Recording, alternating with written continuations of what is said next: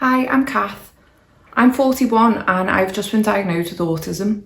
I was also diagnosed last year with combined type ADHD, so I am officially AUDHD. I'm just going to talk today about my experience having both autism and ADHD and what I experienced as a child, what I experienced as an adult, and what the practitioner who assessed me said about my assessment. And I'm hoping that by hearing this, it might help some of you who are either waiting for a diagnosis, suspecting that you may have ADHD or autism, or if you love someone who you think is neurodivergent or who is neurodivergent. So I had my assessment last week and I got diagnosed 2 days ago. The lady who assessed me, when she rang me, she was lovely all the way through it. She was lovely, she was really supportive.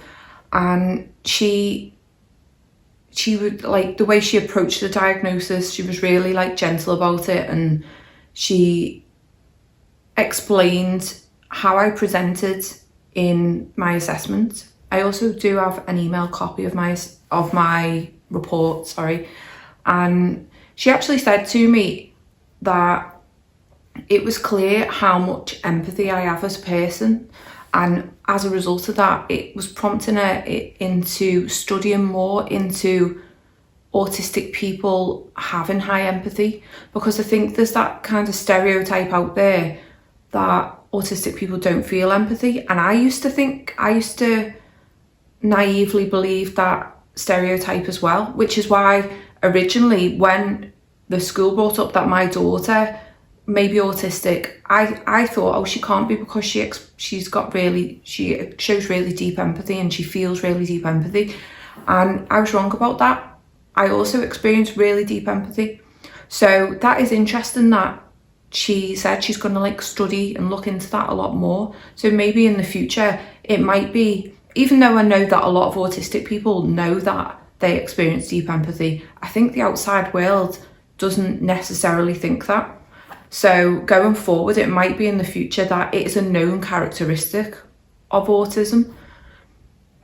It might be just that, obviously, the way autistic people may express themselves. I've been told many times that I've come across as unapproachable and I might not be a nice person, when deep inside I don't understand that, because I feel like I'm a caring person and I care and I always want to be kind to people. And when I've heard that, it's kind of made me feel a bit a little bit, not sad, but a bit shocked, to be honest.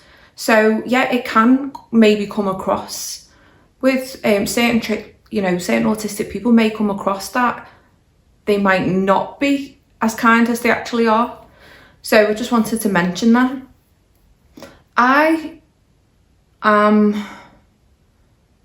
So going back, I'm 41.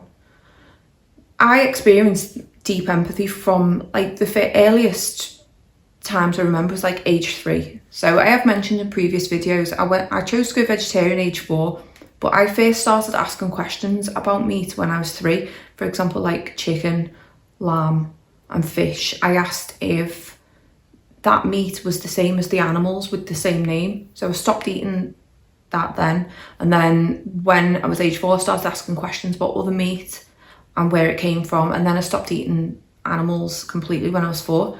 So that was my first experience that I can remember of empathy, of really deep empathy. That I'm now vegan. I've been vegan for 7 years, but putting that aside, I've always experienced deep empathy for animals, for people. I've always spoken up about racism, even though I was so painfully shy as a child. When it came to a moral situation, I felt like I couldn't stick up for myself, but I could try and stick up for others. So it might be one of those things where I would speak up quietly and say, no, it's not nice to say that, or you shouldn't say that, but I still did it. So that is also what the woman who assessed me, she's a mental health nurse. So the nurse who assessed me said that she could see my strong sense of justice, or the sense of injustice, however you say it. I don't like injustice, because I also mentioned in my assessment as well, when she was asking me about following the rules, about rule following. Bearing in mind, obviously, I've got the ADHD in me and the autism. So for me, I'm happy to follow rules to an extent if I think they're for the good of all, and if I think that it's not going to compromise my beliefs. But if I don't like that rule, I'm not following it. And I'm not saying I'm going to go out, I'm not saying that I go out breaking laws, I'm not saying that. But what I'm saying is that if it's going to have a moral, if it goes against my moral code, I'm not doing it. So I explained this to her, and this is what she mentioned when she was talking about my assessment about the strong sense of moral justice. So I've always had that, like always, like even to the point of like more than some adults. When I was at a very young age, I felt like I had a more, when I think back, I had, and I don't mean this, I'm not trying to say it in any kind of judgmental way, but it did feel like I cared about more things than a lot of adults did even at that time. So another thing, and I don't know if you've experienced this as well, is, now I still experience this to an extent, but when I was young especially, I thought everyone thought like I thought. So I thought everyone had the same morals as me, and they didn't, the things that I didn't like, they didn't like. And if there was something going on in the world that was not fair on someone else or not fair on animals, I thought they would be just as infuriated about it as I was, and they weren't. So that was the way I thought growing up. And now as an adult, I can rationally understand that everyone thinks differently. Everyone's been through different experiences in life and has had different traumas, and everyone's got, you know, a different lifestyle. But there's still that part of my brain that thinks, why don't you care about this? Like, there is still that part in me. And again, it's not, I would not judge anyone for those things. Like I will always treat people with kindness, like, and unless they give me a reason not to, I will always treat people with kindness. I always like to see the good in people. That's leading on to another thing, is because I've always seen the good in people from when I was young. So now I just need to add, I've done a lot of work on my mindset over the last 11 years. So now I still always see the good in people, but I also set boundaries, and I can also see when someone's being manipulative. Whereas when I was young, I would just always see the good in people, often naively, and that would lead me to being manipulated by people. It would lead me to friendships that weren't necessarily right for me. It would lead me to get myself into situations, especially when I was a teenager, obviously with the impulsivity of my ADHD, I would get myself into situations which could be considered dangerous or risky. I would take a lot of risks. I still take risks now, but the more calculated risks, I was a lot more reckless when I was a teenager, not at the expense of other people, but I was reckless with myself.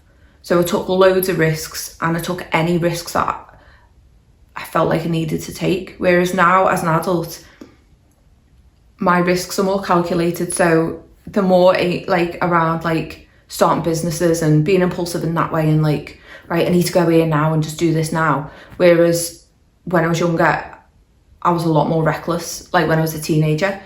So going back to childhood and being naive and stuff, I was really quiet and shy, and I was painfully shy. I just wanted back then I just wanted to fit in. I just wanted people to want to be my friend because I wanted to be their friend, and because of the rejection sensitivity as well, I felt like a lot of people hated me, and whether I didn't handle conflict well. Even if someone said anything in a certain tone of voice and I thought, oh, they're angry at me, and I couldn't understand why, I didn't know what I'd done, but I always thought I must have done something to them, and most of the time I probably hadn't done anything, and maybe they were having a bad day or for whatever reason, but I always took that to heart. When I was younger, so I hope you don't mind that I'm just talking as it comes to me. So there is a mixture of like ADHD traits and autistic traits mixing in, which is exactly what my life has been anyway, having ADHD. So when I was younger, I was very fidgety. I would hang upside down off the couch watching telly. I would climb on the garage roof. I would climb on top of the car and sit there. I always felt like, even though ironically I am scared of heights, like high heights, but because these weren't too high, I felt quite comfortable at that height. So I would sit on top of the car or on top of the garage. When I was reading my school book to make it more fun, because I quite liked reading, but if I felt like I had to read, then I didn't want to read, which again, there's a bit of PDA in there. But when I felt like I had to read my school book, I would go like this on the back of the couch and bounce my head off the back of the couch, and it felt like, it gave me like a fun feeling in my tummy, so it felt like, made it more fun. So I would do that. I would spin. Me and my sister would always spin all the time to like the EastEnders theme tune and different things. I love spinning now, even still. I love fairgrounds, love waltzes, anything that goes fast. I love stuff like that. So there was that kind of spinning aspect, and you know, you may be able to notice I am quite fidgety, especially with my hands. But I also have the internal hyperactivity in my mind, where my mind just go, go, go constantly. There are other times where I'm outwardly hyperactive as well, as an adult and as a child. But yeah, I was very, very fidgety. I was very, like, I've always had a wild imagination. Like, I've tried to fly. I made cardboard wings, tried to fly. When they didn't work, I was like adding things on, like plastic bags to try and get the air in them to help me fly. I tried to dig a swimming pool with a spoon once on some grass outside the house, and I was going to live in it in a cardboard boat, which obviously wouldn't have worked. Loads of different, like, I planted money to grow a money tree. Like, I was always thinking about things and trying things, that's what I love. That's one thing that I love about being neurodivergent, that creativity and the imagination that comes with it. So as a child, I really, really struggled with social situations, and I was so shy. I was always like on the outside looking in. That's what it felt like. I was always the shyest one of the group, the most sensitive one of the group. I was always told I was too sensitive, which, do you know what? I hate it when people say that. Like, do you know what? I am sensitive, and I'm proud of it, because I care so deeply about things, and that's why I'm sensitive. And, you know, as neurodivergents, we feel things so deeply. Our emotions are so intense.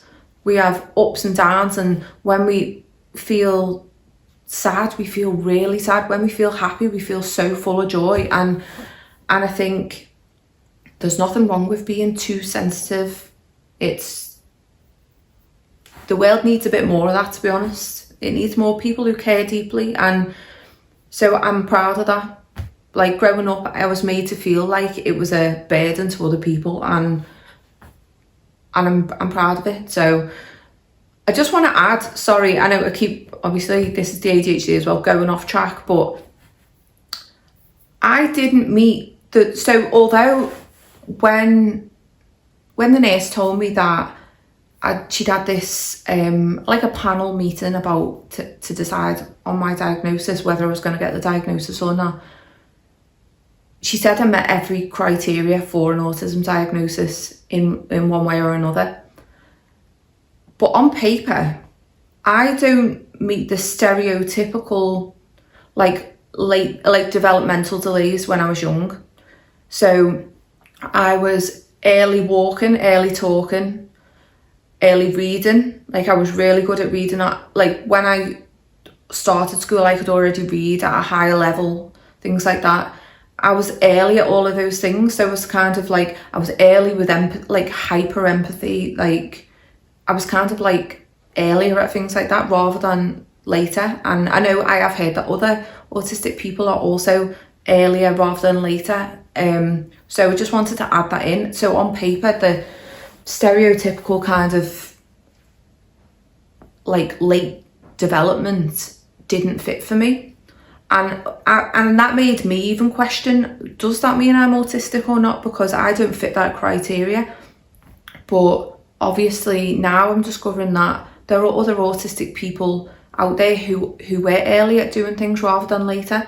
So if that is something that you've wondered about, and you feel that you are autistic, don't let that put you off seeking a diagnosis, because it is quite possible that you may have been like an early talker, early walker and things like that. So sorry I went off track there, but it was just so I didn't forget. I, like many other women, like many other females or parents or men, like I got my diagnosis after my children got diagnosed. So it was my daughter's school.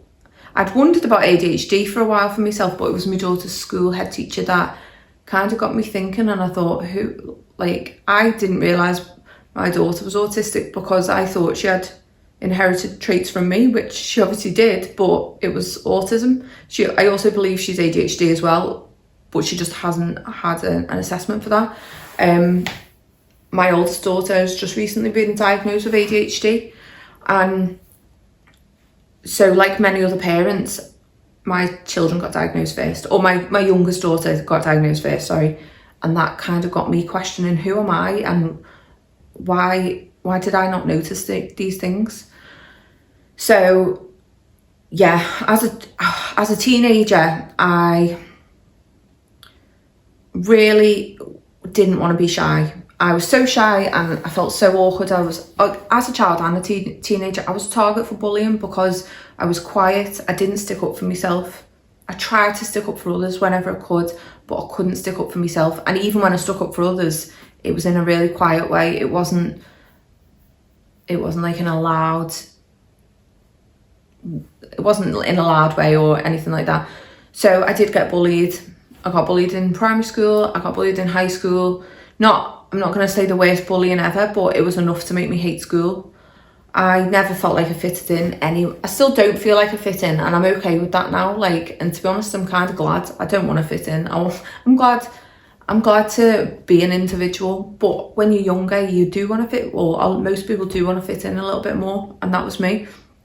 And because I didn't, I felt uncomfortable about that. So I remember as a teenager, as a younger teenager, I would watch how other people behaved in social situations, and I would try and copy that. So I taught myself how to give eye contact. Apparently when I was a baby, I could give eye contact with my family, but I know that eye contact has always been a problem for me because I remember teaching myself other people seem to be giving eye contact and looking at each other in the eyes. Even now, you could probably notice on the video, I'm not looking a lot of the times directly into the camera, and now I'm talking about it, I feel even weirder about it, but I do look off in different directions a lot, and I taught myself how to give eye contact to an extent. Obviously not, it's obviously more noticeable that it's not like the neurotypical kind of eye contact. I tried to use words that other people would use with regards to try and fit in. So if there was like a word that a word that like my friends were using all different, and I'd think, oh right, okay, I'll start using that word, and it always felt awkward if I was trying to introduce a new word or something, and I feel a bit cringy talking about it, but I always felt awkward doing it. But I would try and get it into conversations, but I felt like people knew that isn't a word that I would normally use. And I'm not talking about swearing either, because I'm talking about just other words. I don't swear very often, and growing up, I've never felt the need to swear, apart from don't get me wrong, I do swear sometimes if I hurt myself or if I'm really angry at something. Then there's times when I'll kind of swear under my breath or whatever, or whatever, but I've never felt the need to swear. If you swear, I've got nothing against that, do you know what I mean? But I've just never felt the need to do that. And I remember in school people would try and get me to swear and like laugh at me because I didn't, but I always stuck to my guns. I was like, no, I don't want to do that, I'm not doing it. And I've always had like, with certain situations I've been able to be like, no, I'm not doing that, but it didn't mean that that situation was comfortable for me. It wasn't. It was very uncomfortable, and it made me feel really sad. Why are people trying to make me do things that I don't want to do? Why are people laughing at me because I'm not doing that? And that was difficult, and I experienced that a lot in school. So I really struggled to set boundaries with people.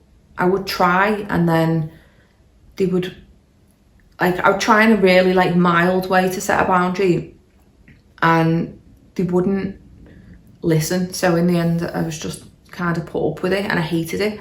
So I also want to add that a big part of during my assessment,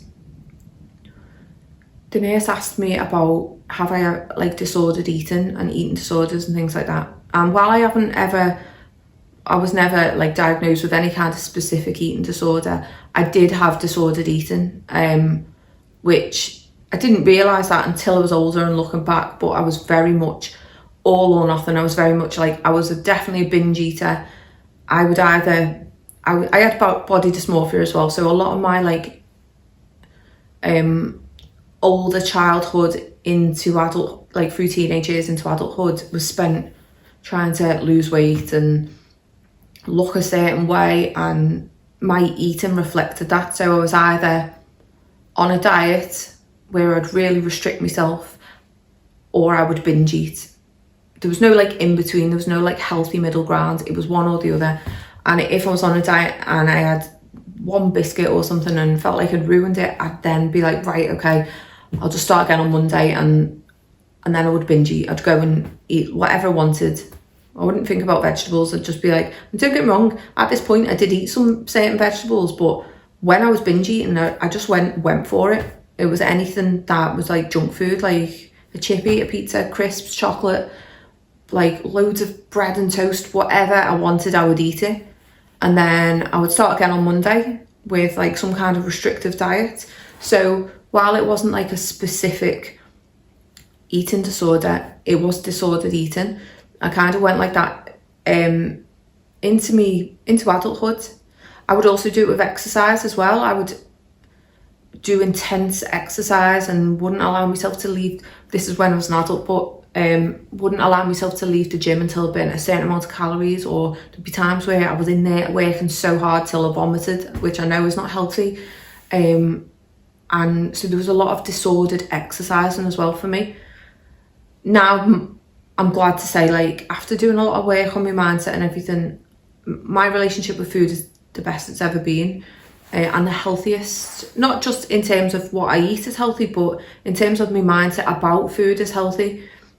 So I don't count calories at all or anything like that now, and I don't do intense exercise now. I'll do what exercise feels good for my body, whether that be going for a walk or doing exercises on my vibration plate or going swimming or whatever, playing a game of badminton. Whatever feels good for my body, I will do that, and I won't push myself to do more than feels comfortable. I just want to add that, so I know autistic people, and I know people with ADHD, and I've noticed some differences. So compared to people who I know are ADHD and have both ADHD and autism, like myself.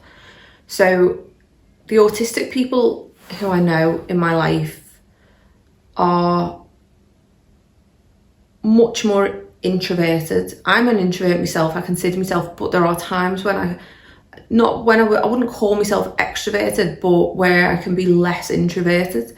But like the autistic people that I know are more introverted. The ADHD people I know are more extroverted. And as a result of, I feel like I am more introverted, but when my ADHD is in control, shall we say, I can be slightly more extroverted. So from an outside point of view, I think the ADHD in me helps me to communicate a little bit better, like socially, on the outside, from an outside perspective. I may even come across, there's people who I've got to know that I've said I've come across as confident at times. I might not come across as confident now, but when you've said that, I've felt really shocked, because that is not a way that I've ever described myself. So that's why I know from an outside perspective, I think because ADHD and autism are almost, in my head, they're very opposite to each other.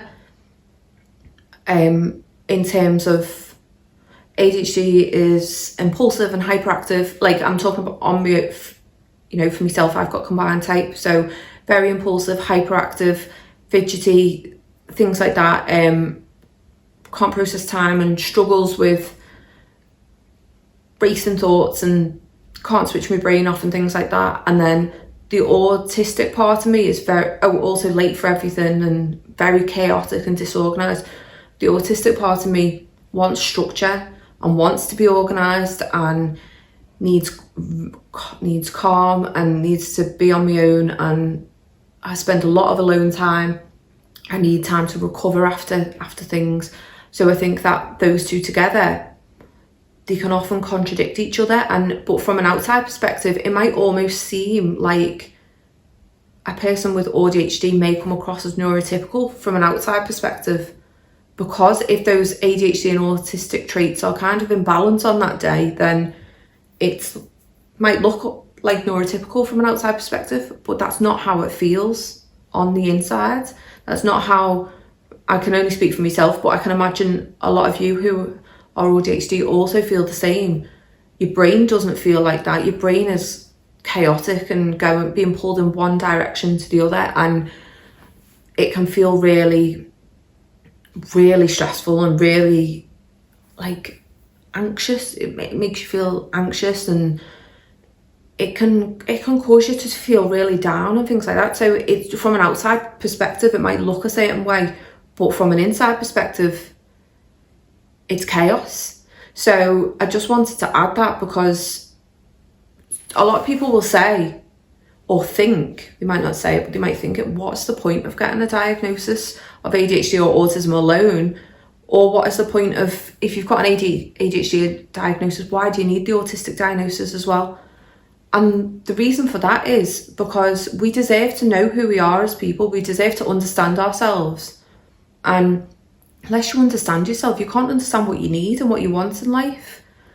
Also, it's for that child who went undiagnosed, that younger version of yourself that deserved to know who they were and deserved to know that they weren't a burden on society, and this is the reason why I don't feel like I fit in, and this is the reason why I struggle with this.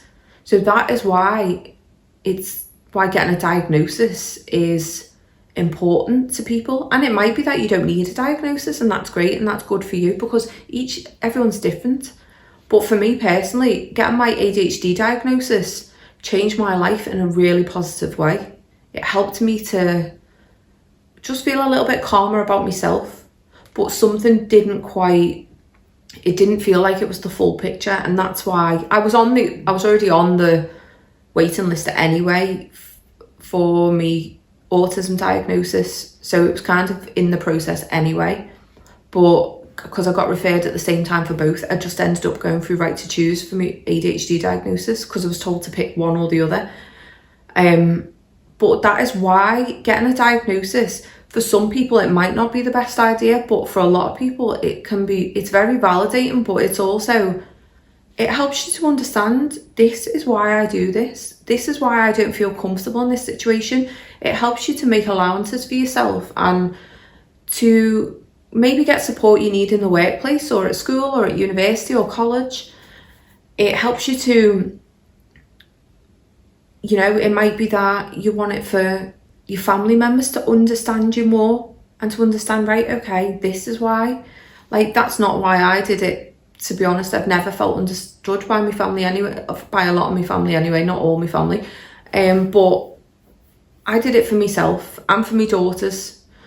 Another reason was the day that my youngest daughter was referred by school for autism diagnosis, or for, you know, to kind of go down that pathway, I did it partly for my daughter as well, because I thought, if I'm autistic, like now I'm wondering if I am, she will know she's not alone, and she will know that it is still possible to achieve things in life. And it is, if my mum's autistic as well, I'm not on my own. I've got her support. She's always got my support anyway, no matter what, whether I was autistic or not. But just, I did it for her as well as myself. And I just want to add as well that I am not, everyone has different support needs being neurodivergent, and I had to be independent from a young age. I had to grow up really fast. I experienced a lot of childhood trauma, and I had to grow up really fast. So I've kind of learned ways to cope with life. I've learned ways of doing things. I'm now understanding that I've probably masked through my whole life. So now I'm at the point where I don't really know what I'm masking with and what I'm not masking with. So that's what I need to kind of learn, to unmask and to learn who I actually am. I know that my core values are the same, my morals are still the same, but I don't know deep down what is masking and what isn't. There's certain situations now I can recognise that I do mask in this situation, like with the certain people that when I'm around, I feel like I can't be myself around them, so I know that's masking. But I can't really work out how I'm masking. So that's something that's like a discovery that I've got to make for myself. And if you're newly diagnosed as well, that you will be on that same journey as well. I just wanted to come on and talk about my experience being diagnosed with ADHD. And I just want to add as well, when I got my autism diagnosis the other night, I cried about it, and I'm not sad to be autistic. I knew deep down that I was anyway. I was kind of, I feel like there is going to be a bit of a grieving process for that little girl that went unnoticed, and for the little girl who struggled when she maybe didn't need to struggle as much. Even though I know that even getting a diagnosis as a child doesn't mean you don't struggle. I'm not saying that in any way. I know, like, when you're diagnosed as a child, it doesn't make it less difficult, but it does, in certain situations, it can help with support.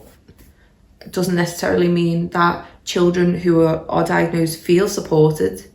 So I'm not taking that away from people who were diagnosed as a child at all.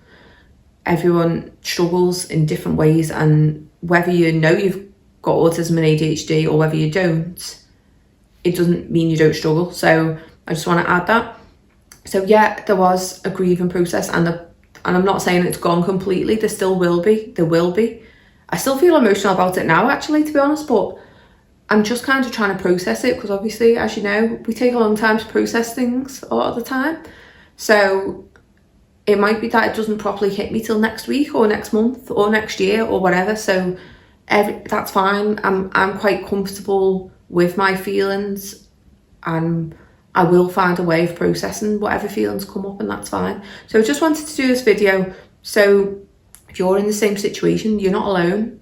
If you're waiting for a diagnosis, you're not alone. And if you love someone who's neurodivergent, or you think you may be neurodivergent, you're not alone.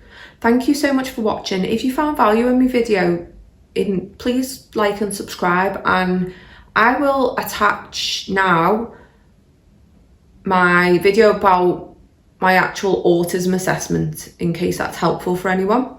Thank you for watching, and I'll be back soon with more videos. Bye.